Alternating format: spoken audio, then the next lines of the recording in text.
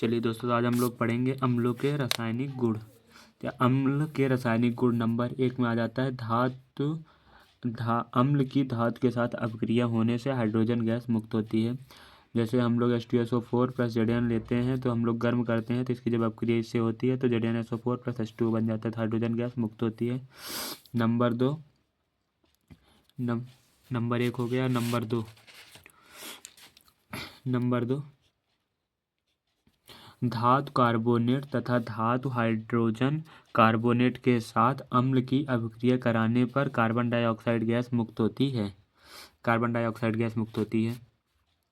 चलिए हम लोग देखते हैं इसके एग्जाम्पल। जैसे कि यहाँ पर एग्जाम्पल है कि Na2CO3 प्लस 2HCl, ये हो गया हम लोगों का अम्ल, ये है अम्ल, और ये हम लोगों का धातु कार्बोनेट।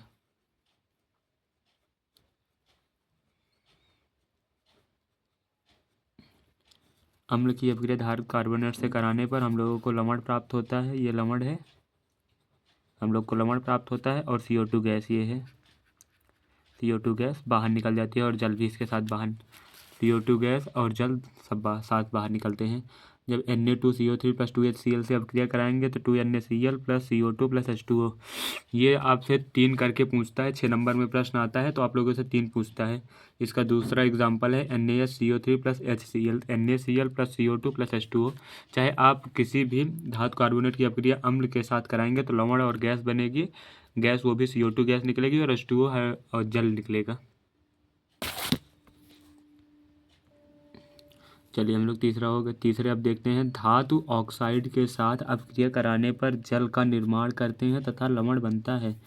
जल का निर्माण होता है तथा लवण बनता है। जैसे हो गया इसका फर्स्ट एग्जांपल है कि CaO प्लस 2HCl, तो कैल्शियम ऑक्साइड की अपक्रिया हाइड्रोक्लोरिक अम्ल के साथ कराया जाता है तो कैल्शियम क्लोराइड बनता है प्लस जल बाहर निकल जाता है। तो इसमें कहा है धातु ऑक्साइड के साथ अपक्रिया कराने के जल का निर्माण होता है तथा लवण बनता है। तो ये आपको याद रखना है क्योंकि आपको 3 पूछा जाता है। ये 6 नंबर आपके कन्फर्म हो जाएंगे। आप जैसे देख लीजिए, एक और भी है MgO plus H2SO4, MgSO4 plus H2O। Hydrogen को यहाँ से विस्थापित कर देगा मैग्नीशियम हाइड्रोजन ज़्यादा क्रियाशील है इसलिए इसको विस्थापित कर देगा। मैग्नीशियम ऑक्साइड, सल्फ्यूरिक अम्ल, मैग्नीशियम सल्फेट प्लस जल। चलिए हम लोग देखते हैं अम्लों की क्षारकता। ये टॉपिक हम लोगों का है, अम्लों की क्षारकता। किसी अम्ल के एक अणु में उपस्थित हाइड्रोजन परमाणुओं की वह संख्या जो जलीय विलयन में H+ आयन देती है। जैसे चलिए आप पहले भी इसको पढ़ लीजिए एक बार सही से। अम्ल की क्षारकता किसे कहते हैं? किसी अम्ल के एक अणु में उपस्थित हाइड्रोजन परमाणुओं की वह संख्या जो जलीय विलयन में H+ आयन देती है। एग्जाम्पल जैसे आप लोग देख लीजिए, H2SO4 है। H2SO4 को जब हम लोग, यहाँ पर जल है, जब हम लोग जल में मिलाएंगे इसको तो ये 2H+ प्लस SO4 2- देगा। इसी को विलयन में H+ आयन देने को कहते हैं। जैसे यहाँ पर हो गया H2CO3 है, H2CO3 को जब करेंगे 2H+ प्लस CO3 2- बन जाएगा। तो ऐसे ही होता रहता है। जैसे यहाँ पर है, जैसे आप लोग देख लीजिए, यहाँ पर है हाइड्रोक्लोरिक अम्ल है HCl को जल में करेंगे तो H+ बनेगा और Cl- बन जाएगा।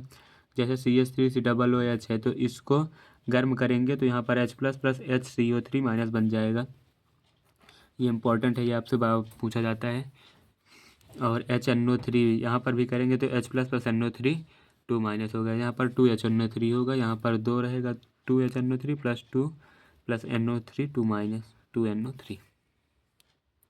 चलिए तो आज यहीं तक रखते हैं। कल हम आपको अम्ल वर्षा, क्षार, दुर्बल क्षार, प्रबल क्षार, क्षार के भौतिक गुण, रासायनिक गुण, धातु के साथ अपक्रिया, ये सारे प्रश्न कराएंगे।